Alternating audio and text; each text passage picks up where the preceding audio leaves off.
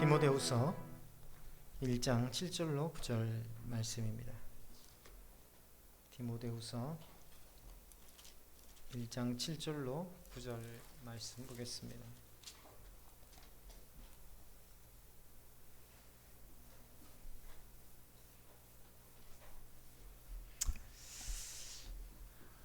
우리 다 같이 7절부터 9절까지 한 목소리로 묵묵히 올립니다. 시작. 하나님이 우리에게 주신 것은 두려워하는 마음이 아니 오직 능력과 사랑과 절제하는 마음이. 그러므로 너는 우리 중에 누가 또 주를 위하여 갇힌 자 된 나를 부끄러워하지 말고 오직 하나님의 능력을 따라 복음과 함께 고난을 받으라. 하나님이 우리를 구원하사 거룩하신 소명으로 부르심은 우리의 행위대로 하심이 아니요 오직 자기의 뜻과 영원 전부터 그리스도 예수 안에서 우리에게 주신 은혜대로 하심이라. 아멘. 아멘. 사람은 누구나 본질적인 두려움이 있습니다.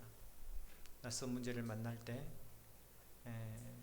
그러나 오늘 성경에서 하나님의 능력을 따라 복음과 함께 고난을 받으라. 깊은 고난을 받아본 사람은, 깊은 이 고난의 시간을 겪어본 사람은 어지간한 문제도 두려워하지 않죠. 그게 바로 우리가 복음과 함께 고난을 받아야 될 이유입니다.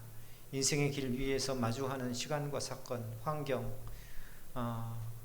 우리로 흔들리게 하고 결단하고 나면은요 계속 마음을 흔드는 그런 요소들이 있습니다. 그래요.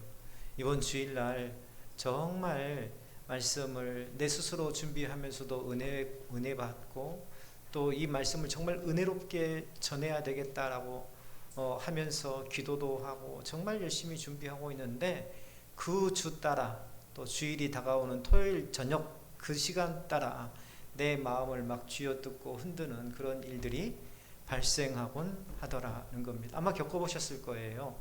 신앙생활 하면서 좀 더 말씀 중심으로 살아야지, 좀 더 뭔가를 결단해야지 하면 그때마다 사단은 그걸 못 보거든요. 그렇죠? 그래서 나를 잡고 내 마음을 흔들고 그 결단이 흔들리게 만들고 그 결단이 이 무효화시켜버리도록 하는 그런 사단의 역사가 있더라. 그런데 그리스도인은 그러한 두려움에 매이지 않고 오히려 그 가운데에서 담대함을 얻는 사람들입니다. 사도 바울은요 감옥에 갇혀 죽음을 눈앞에 두면서도 디모데에게 고백하고 있어요. 그 고백이 바로 오늘 우리가 읽은 본문의 말씀입니다.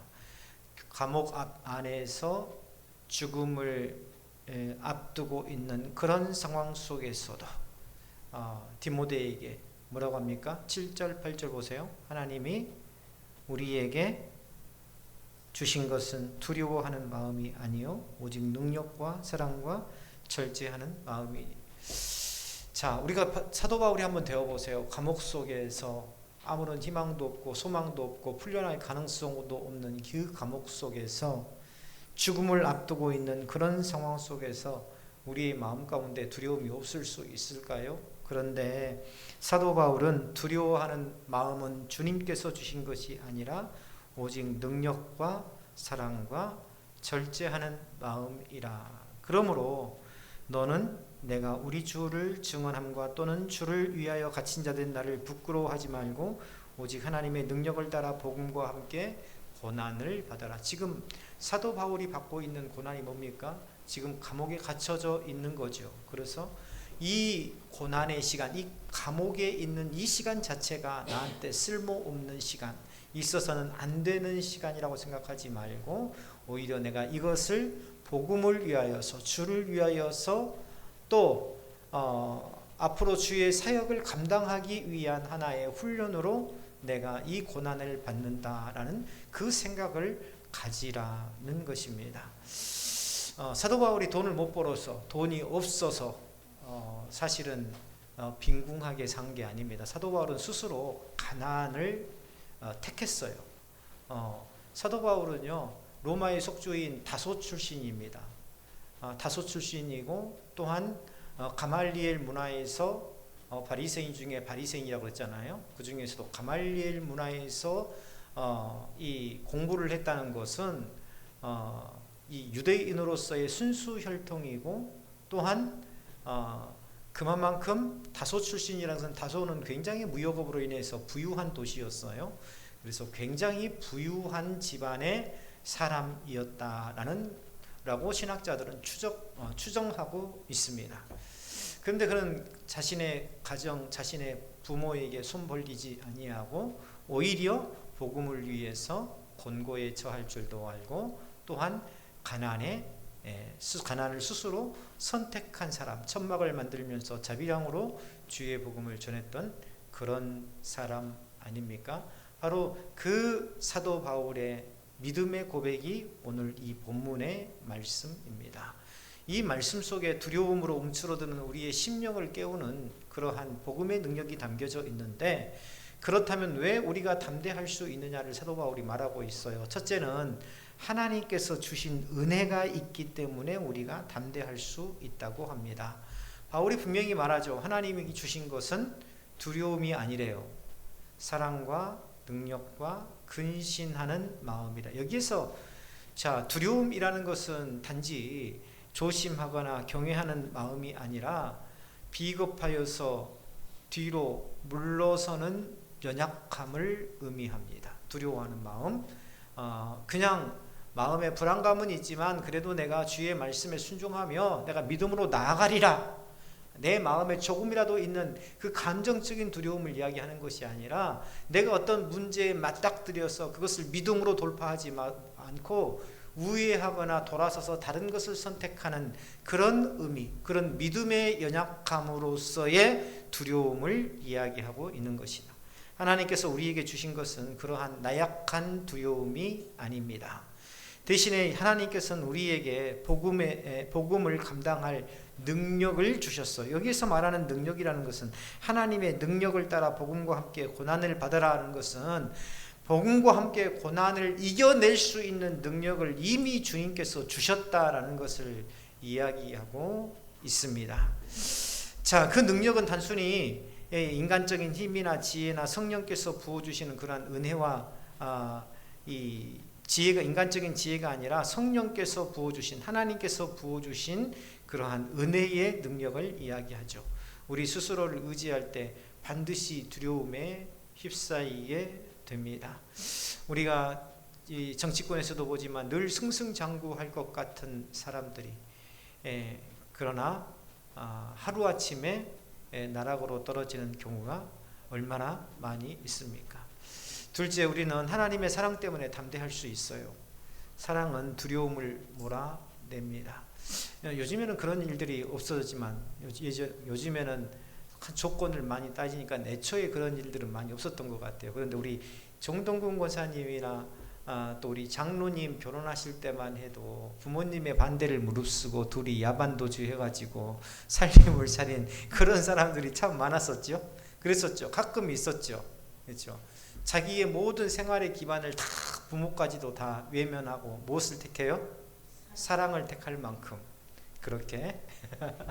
그런데 부모님들은 나중에 다 받아들이고 또 용서하시고 그러시더라고요. 이처럼 사랑은요 두려움을 모릅니다. 두렵죠. 영원히 우리 부모님을 못 보면 어떡하지?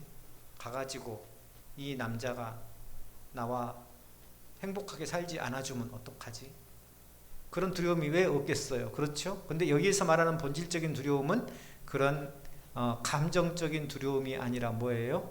두려움이 없다는 것은 어떤 거에서 믿음으로 돌파하지 못하고 결국은 그것을 포기하고 돌아서는 그 자체를 말한다고 했어요. 그래서 사랑 안에는 두려움이 없다는 것은 하나님께서 하나님을 사랑함으로 또 하나님께서 나를 사랑하심으로 그 모든 문제를 내가 극복할 수 있는 힘을 부어주시고 그것을 이길 수 있도록 인도해 주시더라. 그래서 완전한 사랑이 두려움을 내쫓는다라고 요한일서 4장 18절에서 말씀하고 있습니다. 우리가 주님으로부터 받은 사랑은요 그분의 십자가에서 분명히 드러납니다. 하나님의 아들이신 예수 그리스도께서 우리를 위하여 죽으셨다는 사실보다 더 큰 사랑이 어디 있겠어요? 예수님께서도 감정적인 두려움이 있었어요.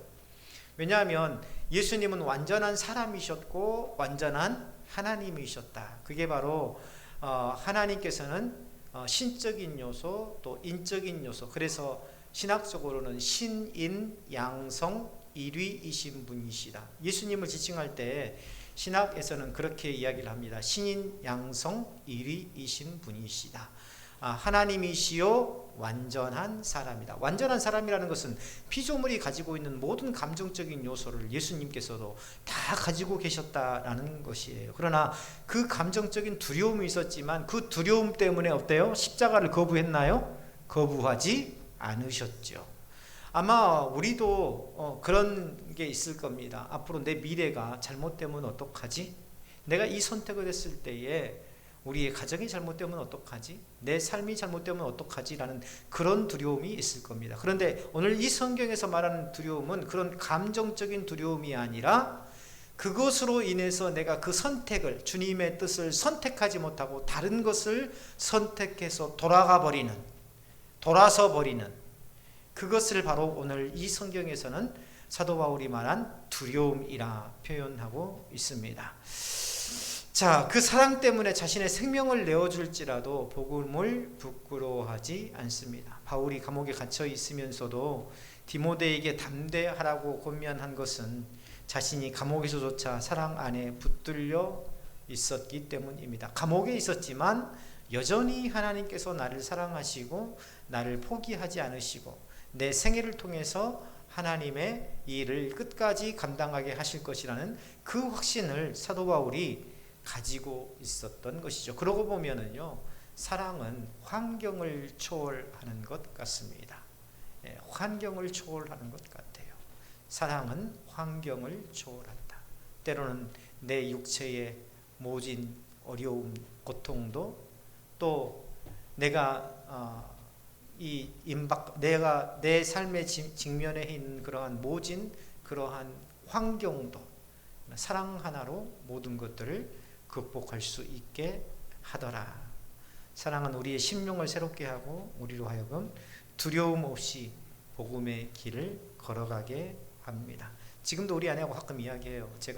저희가 신혼생활을 했던 때가 저기 서울 은행나무 혹시 아시나요? 시흥사거리 그 은행나무 있는데 거기 단칸방에서 신혼생활을 시작했는데 그때가 가장 행복했다라는 생각을 합니다. 제가 그때 종로로 출퇴근을 했는데 종로로 출퇴근하고 이 전철역에서 시흥역에서 내리면 저희 아내가 항상 전철역 앞에서 기다리고 있어요. 그래서 그 전철역에서 집까지 걸어서 한 30분이었는데 둘이서 시장 구경도 하고 손잡고 항상 이렇게 그 단칸방이 있는 거기까지 오르락 내리락 하고 아침에도 또 아내가 바래다 준 적도 있었고 그때가 가장 행복한 시절이었다라는 그런 생각을 하게 됩니다.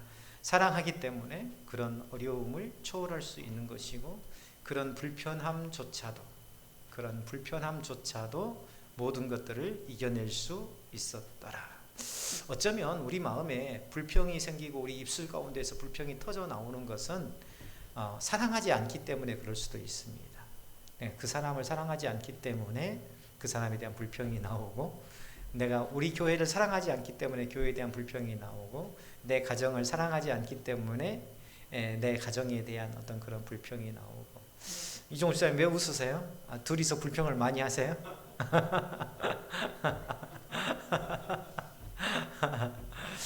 그래서 사랑하지 않기 때문에 사랑하면 모든 환경을 초월하는데 사랑이 식으니까 그렇죠. 사랑이 식으니까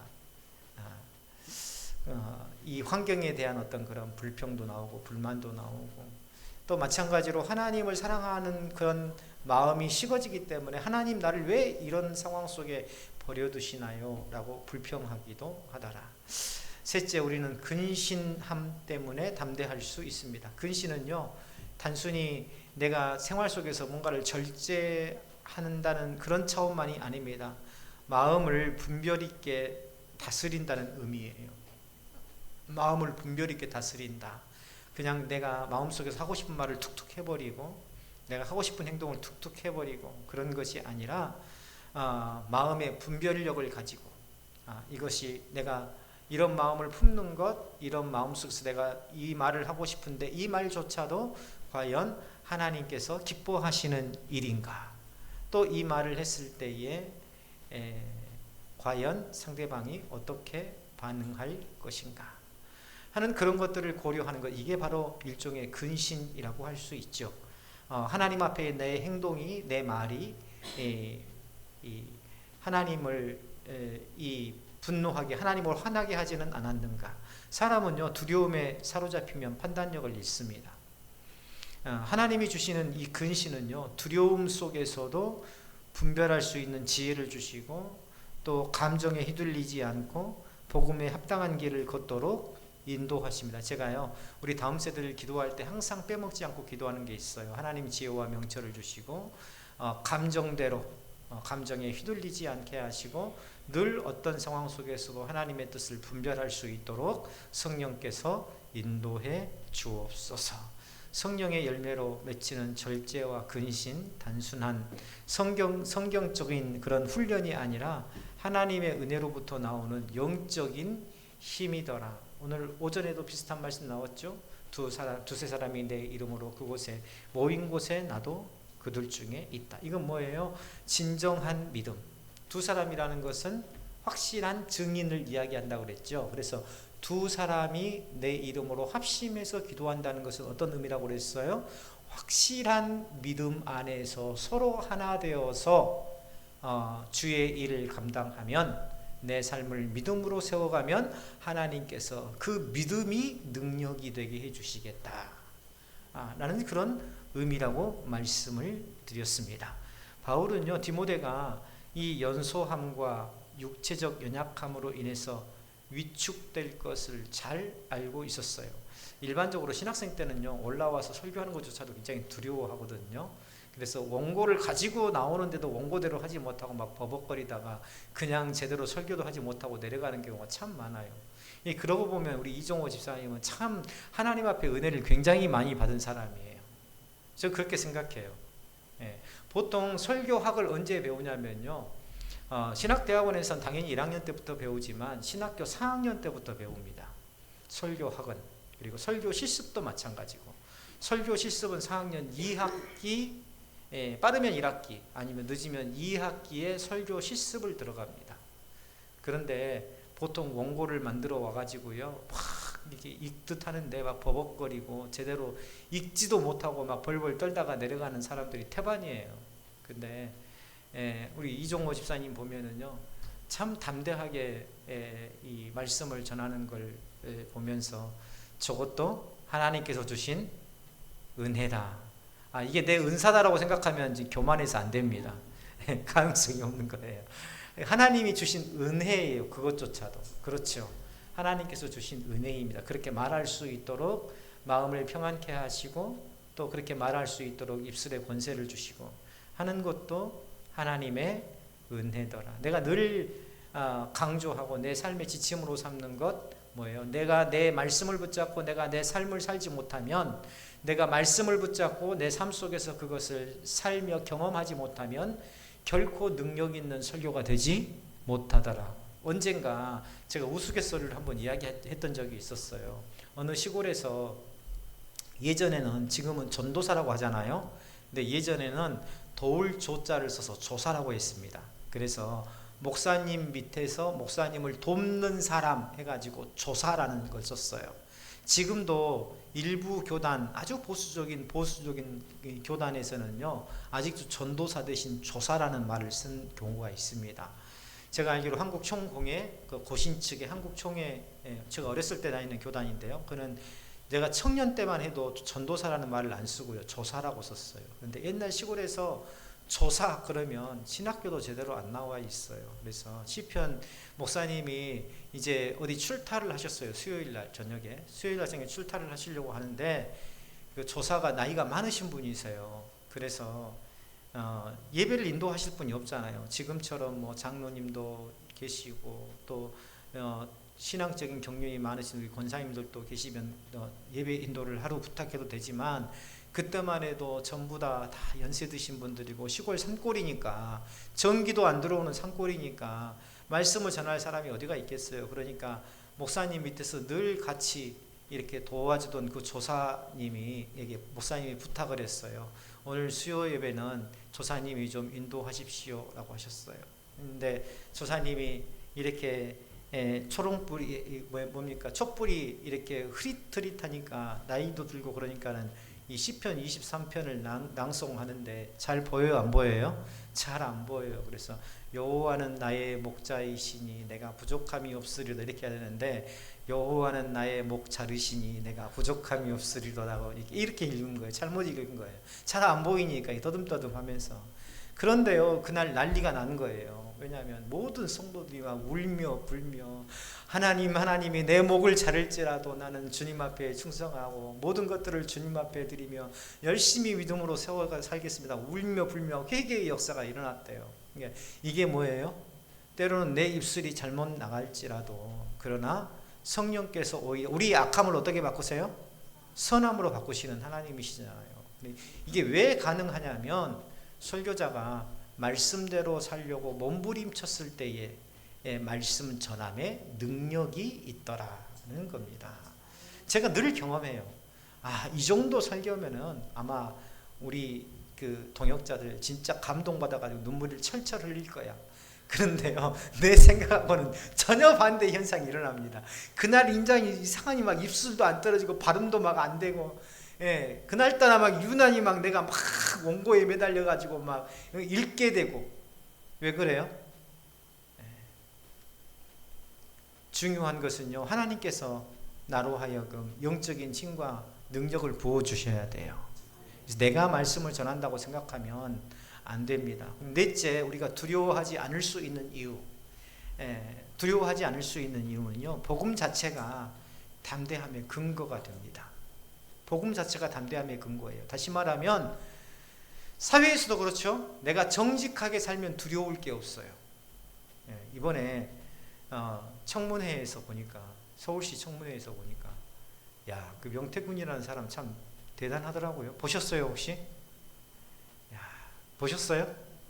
거기서 뭐 서울시장이고 국회의원들이고 막 호통치면서 야단치듯 하는데 아무도 꼼짝을 못해요. 꼼짝을.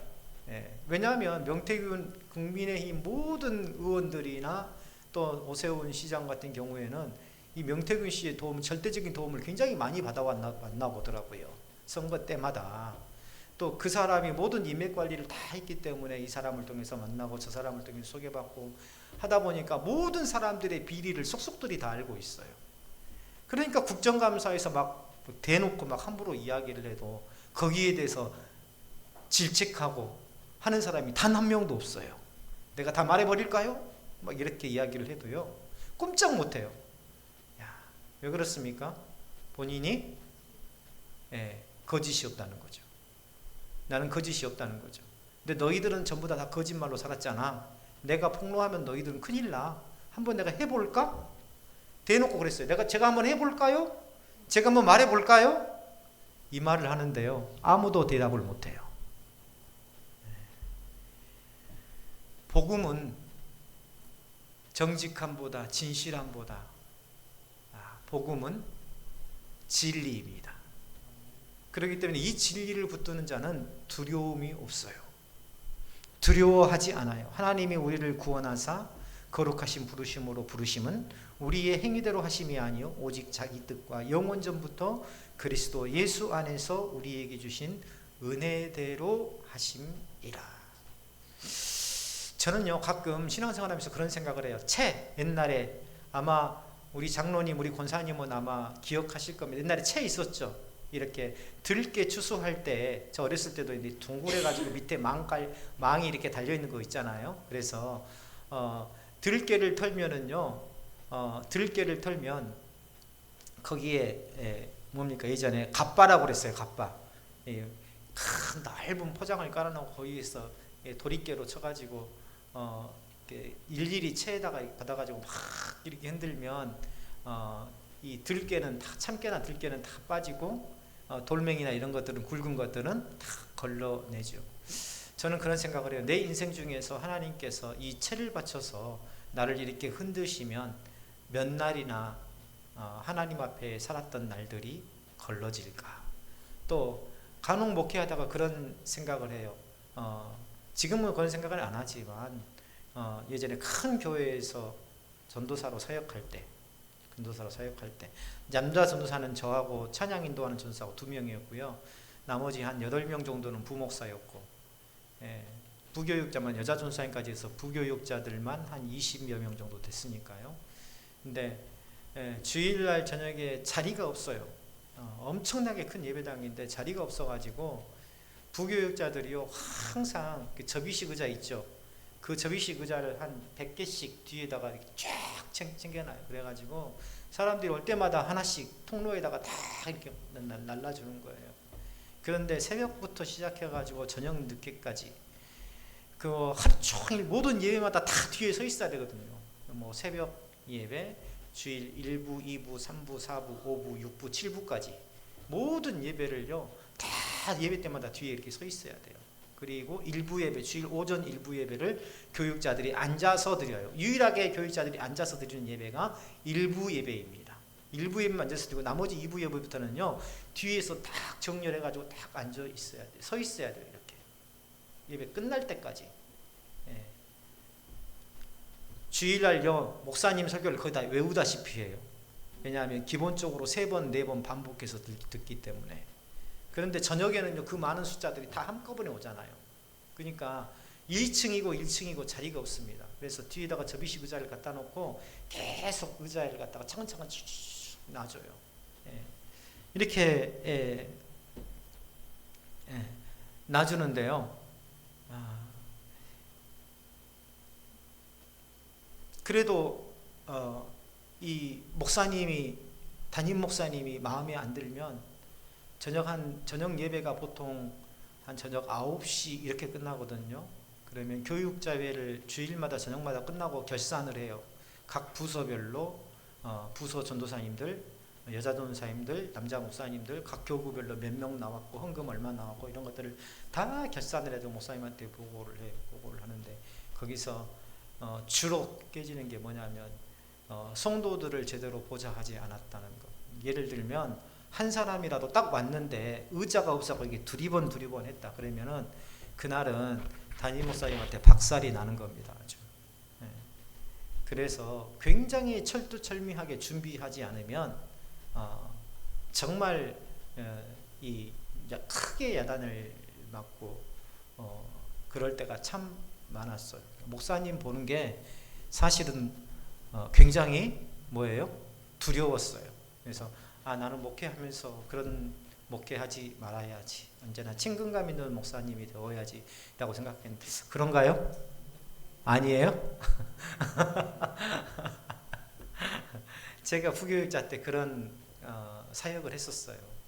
때로는 우리 아내도 몰라요. 때로는 잘못하면 막 이렇게 구두발로 막 차요.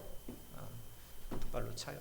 굉장히 우리 성도들이 봤을 때는요, 큰 교회 목사님 하면 굉장히 막 거룩하고 굉장히 뭔가 막 자상하고 인자하고 그럴 것 같은데요. 사실 지금은 그런 마음이 이해가 가요. 한편으로는. 왜냐하면 이게 구원과 관련된 거잖아요. 그렇죠. 구원과 관련되고 예배의 성공과 관련된 겁니다. 그런데 부교육자들이 뒤에서 부교육자들끼리 서가지고 지루하니까 막 장난친다든가 두리번 말한다든가 누군가 막 우리 교회도 그렇죠. 막 추워가지고 막 이렇게 몸을 막 에어컨 하는데 저 뒤에서 부교육자들이 가만 보고만 있는다든가 이런 경우에는요 난리가 납니다. 예배 끝나고 나서. 그래서 그렇게 훈련을 받았기 때문에 항상 그런데 민감해 있어요. 어떤 경우에는요. 그런데 우리가 항상 또 한편으로는요 두려워하지 않는 것은 준비를 잘하고 또 우리가 주의 일을 감당한다는 그런 사명감을 가지고 있을 때에 우리가 그 어떤 것도 두려워하지 않게 되더라. 가끔 목사님이 한 달에 한 번씩 부교육자들 저녁 예배 때 세워요. 목사님들도 세우고 부목사님들도 세우고 전도사도 세우고 여자 전도사님도 세워요.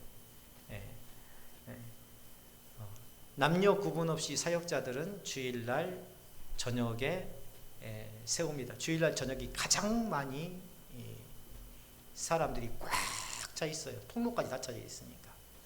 근데 몇천 명이 세워져 갖고 있다고 생각을 해보세요. 거기에 보면 장로님들만 수두룩하고, 근데 거기에서 강대상에서 올라가 가지고 인제 신학교 다니는 전도사가 설교를 한다고 생각해 보세요. 얼마나 다리가 후들후들 떨리겠어요.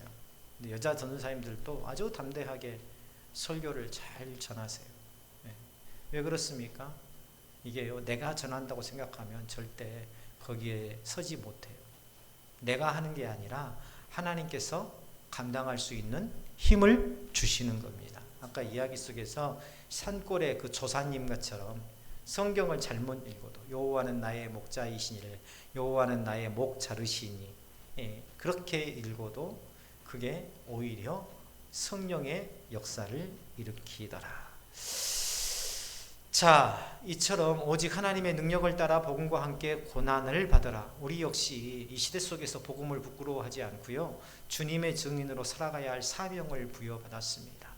때로는 세상이 우리를 조롱하고, 때로는 환경이 우리를 위축시키고, 때로는 우리의 연약함이 우리를 넘어뜨리려고 할지라도 하나님께 주신 은혜와 능력과 사랑과 근신함을 붙들 때에 우리는 결코 두려움에 매이지 않더라. 복음은요, 우리의 힘이 아니라 하나님의 능력입니다. 우리가 복음을 지켜서 그게 능력이 되는 게 아니라 복음 자체가 하나님의 능력이라는 거예요. 우리는 어떻게만 하면 됩니까? 받기만 하면 됩니다. 복음을 따라 사는 삶은 고난이 따를 수밖에 없습니다. 고난이 따를 수밖에 없어요. 그러나 그 고난은 결코 수치가 아니라 영광입니다. 이 세상에서 수치를 당하는 그런 삶을 두려워하지 마십시오. 내가 친구들하고 만나는데 저런 똥차를 타고 간다고, 내가 친구들하고 만나는데 이렇게 다 헤어진 자켓을 입고 간다고, 내가 친구들하고 만나는데, 주변 사람들하고 만나는데 내가 다 떨어진 구두를 신고 간다고, 이런 거 두려워하지 마세요. 이런 거 부끄러워할 게 아니라 내가 장차 하나님의 나라에 가가지고 어떤 것을 부끄러워하지 않는 삶을 살아야 되겠다라는 그러한, 제가 어렸을 때에 광주 광천동, 임동이죠, 임동 무등경기장 뒤에 거기가 천광교회라고 있었는데요. 교회가 작은 교회, 그리고 옛날에 그 임동이 굉장히 빈민촌이었습니다. 아시죠? 광주에 사셨던 분들은 아실 겁니다. 그 교회를 다녔는데요, 그 부산에서 부임해 온 이동화 목사님이라고 계셨어요. 근데 그분은 지금 돌아가셨는데 키가 작고 약간 통통해요. 그런데 그때만 해도 제가 어렸을 때니까, 또 전부 다 집이 가난하니까 목사님들이 사례비는커녕 또 생활비도 제대로 없었어요. 그러다 보니까 목사님의 양복을 보면은요, 항상 외벌이에요. 여름 외벌, 겨울 외벌. 그런데 그때는 교회 차도 옛날 나오는 봉고 있잖아요. 봉고 2, 봉고 3도 아니고 봉고. 근데 그 중고차 타고 가다가요, 차가 멈춰요. 그러면은 탔던 사람들이 전부 다 내려가지고 뒤에서 밀어야 돼요. 밀면 갑자기 경운기 발동 소리가 동동동동 소리 나면서 다시 시동이 걸려요. 그럼 다시 타고 가고, 그런 차였는데 그 차도 목사님이 안 타셨어요. 왜냐하면 내가 개인적으로 이걸 타고 다니면 성도들이 주일날 차량 운행하는데 이 지장이 있다 해가지고 우리 둘째 형님이 그 차를 몰고 이렇게 주일날 차량 운행을 했거든요. 그래서 성도들이 타야 되는데 내가 한 번이라도 더 타면 차가 더 닳는다는 거예요. 중고차이기 때문에. 그래서 목사님은 항상 어디 가실 때 자전거를 타고 다니셨어요. 자전거를. 근데 키도 작은, 저보다 더 키가 작으셨어요. 키도 작으신 분이, 통통하신 분이 부산 분이신데 자전거를 타고 이렇게 여름철에도 땀 뻘뻘 흘리면서 막, 이게 땀도 많으시잖아요. 이렇게 원래 약간 통통하신 분들은, 그렇죠? 땀 닦으시면서 이렇게 자전거를 타고 다니시는데, 산기도 다니신다고 매일 다니시는데 보시면 뒤에가, 엉덩이 뒤에가 반질반질해요, 양복이. 그리고 양복을 세탁소에서 얼마나 꾸몄던지 그런 생각이 나요. 그러니까 저는 그런 것들을 목사님들의 그런 모습을 보고 자랐기 때문에, 그런 교회에서 신앙생활을 했기 때문에 목사의 삶이란 어떠해야 된다라는 것을 누가 가르쳐주지 않았지만 스스로 보고 그분들을 통해서, 그분들의 모습을 통해서 배운 겁니다.